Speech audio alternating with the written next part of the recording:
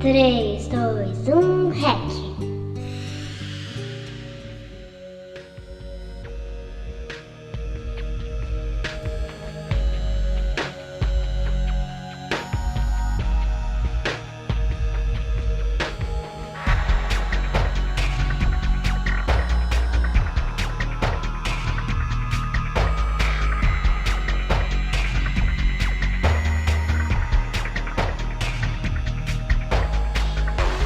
Nós estamos, eu, estudantes, profissionais de psicologia, estamos na ocupação Seringal Belmont, que agora está em frente ao Parque Natural da cidade, e eu vou contar um pouquinho para vocês o que a gente está fazendo, quem são essas pessoas e o porquê elas estão aqui.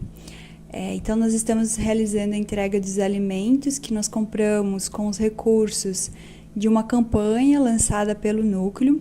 E nós estamos fazendo também a escuta, o acolhimento dessas pessoas e fazendo brincadeiras, grupo com as crianças. Quem passou neste último ano em frente ao INCRA, ou quem virá ao parque, se perguntou ou se perguntará quem são essas pessoas e por que elas estão vivendo nessas condições tão adversas, tão precárias. E certamente elas não estão nessa condição porque querem, mas por uma série de situações que lhe foi imposta. E eu vou comentar um pouquinho sobre isso.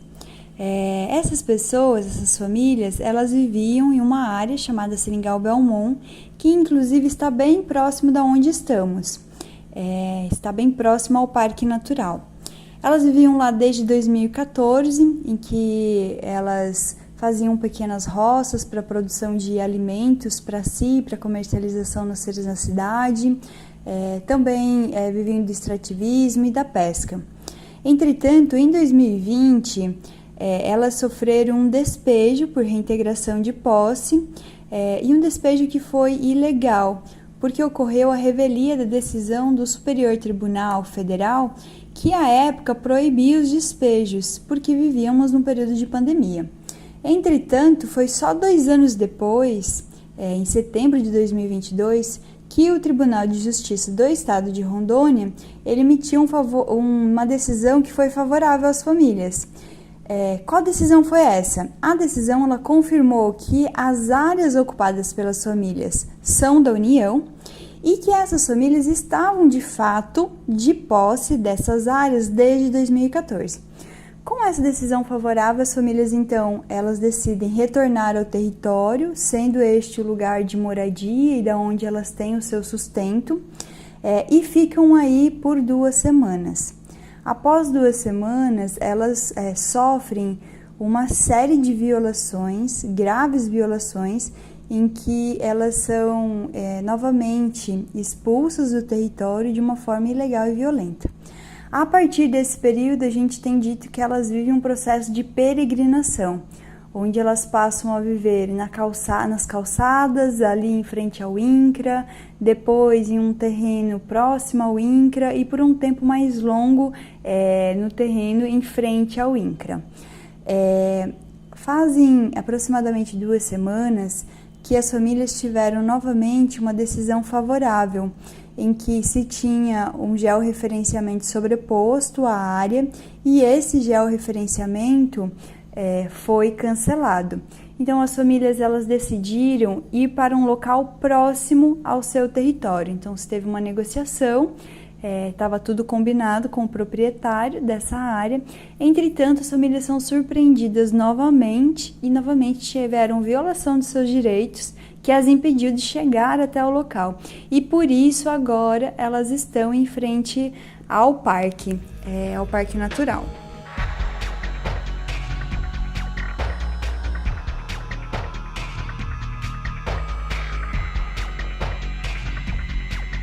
A gente está numa dificuldade muito grande aqui, entendeu? De alimento, beber e comer. Entendeu? Às vezes até o ir e vir a gente fica com medo, entendeu? Por ameaças. E a gente quer um lugar assim, um lugar estável para a gente colocar nossas crianças, para a gente poder plantar, colher, entendeu? Para a gente sobreviver do que a gente planta, do que a gente come. E assim, aí tá muito difícil mesmo a gente lutar por o que a gente quer. Então a gente quer um lugar assim pra gente poder, não vou se preocupar com a minha criança, entendeu? Que ela vai pra escola, ela vai ter o que comer, vai ter o que beber. Isso é difícil demais para uma mãe que tá aqui lutando, entendeu? E não só a gente, como eles também, entendeu? Eles também estão lutando com a gente.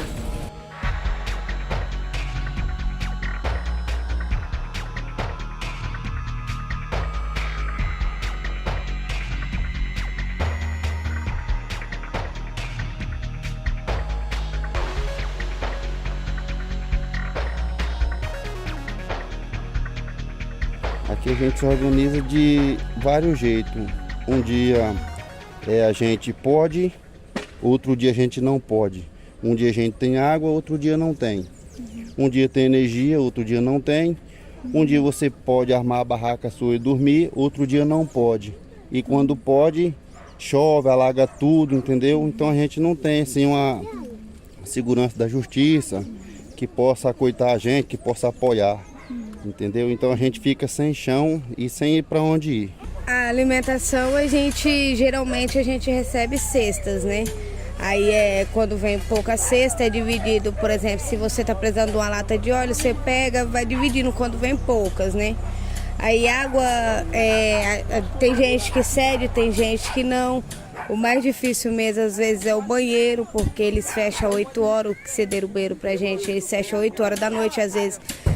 A gente tem horário, não tem horário para ir no banheiro, né? Só que 8 horas fecha, então daí fica difícil pra gente poder esse meio. É essa luta que você está vendo, entendeu? A dificuldade, o dia a dia, desistir não tem como, é lutar.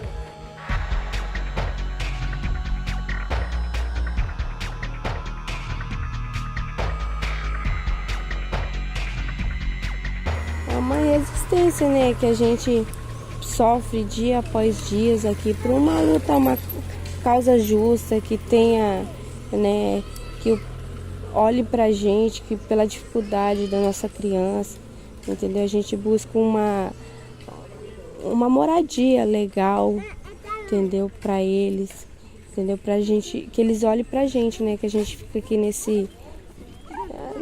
situação precária, né?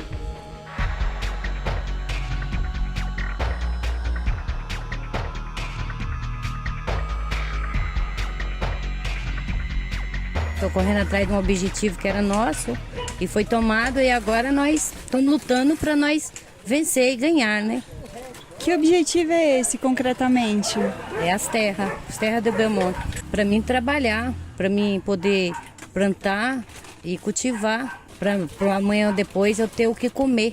É um meio da gente ter um futuro melhor, porque o que nós estamos atravessando não está sendo nada fácil, né? Então a gente quer e espera que nós venhamos a conseguir um lugar para nós sobreviver com tranquilidade, né? Com dignidade. Porque aqui nós não temos a dignidade, né? Que nós precisamos deitar na nossa cama, colocar nossa cabeça no travesseiro, sem medo, né? Com segurança, com o direito, né? Que nos assiste, de pessoas de bem. Para mim, permanecer na luta é sobrevivência. A gente se depara com tanta gente na rua, às vezes debaixo do viaduto, às vezes até debaixo do viaduto eles não deixam mais, né? Então, pessoas que ficam para a rua sem ter para onde ir. Então, o meu medo é esse daí, né? Amanhã ou depois a gente não ter um espaço para a gente morar, a saúde da gente vai, né, se debilitando, a idade chegando e essa preocupação aí.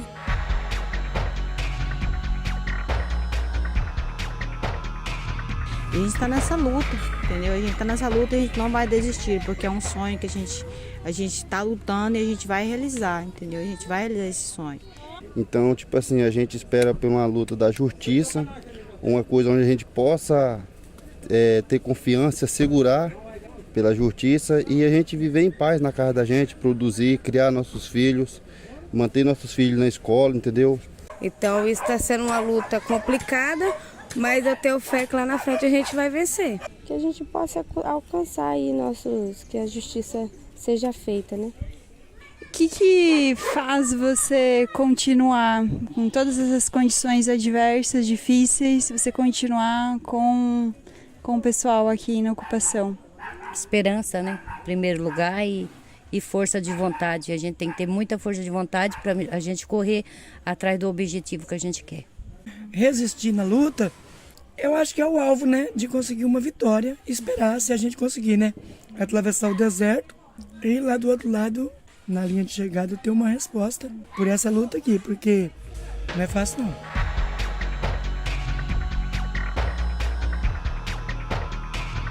Desde que aconteceu o despejo, entendendo a gravidade da violação de direitos e os impactos psicossociais de sofrimento que isso produziria, a gente passou a acompanhar. Então, inicialmente fazendo a sistematização das informações, de quem são, as necessidades desses sujeitos, e em seguida oferecendo também alguns serviços, como o plantão psicológico, o grupo com as crianças, e a gente construiu um parecer psicossocial, sistematizando aí todos os desdobramentos de sofrimentos psíquicos, que é uma série de violação de direitos, que não foi só o despejo, mas também da omissão, da negligência das instituições de serviço do Estado, foram produzindo de forma individual, mas também no coletivo.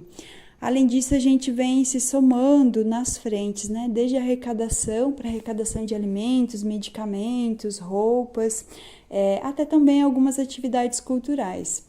Então, a gente entende que é uma situação de profunda gravidade, em que essas pessoas elas estão vulneráveis, estão expostas, seguem sendo ameaçadas, porque a área, o território segue em disputa, apesar de todas essas decisões favoráveis a ela.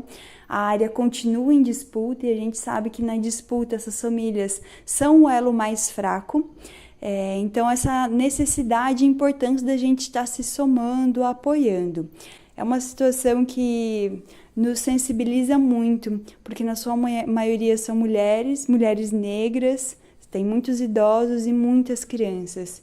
Então, nada mais justo que a gente, de fato, lutar para a garantia de moradia, de comida, de terra para trabalhar para essas pessoas que não querem nada além disso. Então, a gente convida aí quem está ouvindo a se somar nessas reivindicações, nessa luta, mas também nas campanhas de solidariedade às famílias do Seringal Belmont.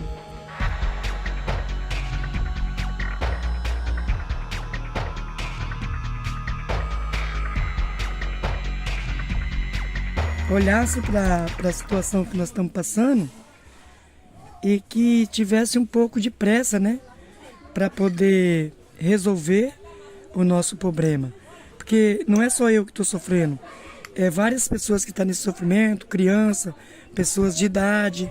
A gente não sabe até onde uma pessoa aqui pode chegar, né?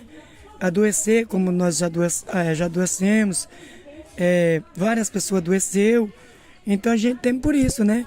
A gente não sabe se vamos perder alguém pelo meio do caminho, porque isso é bem provável acontecer.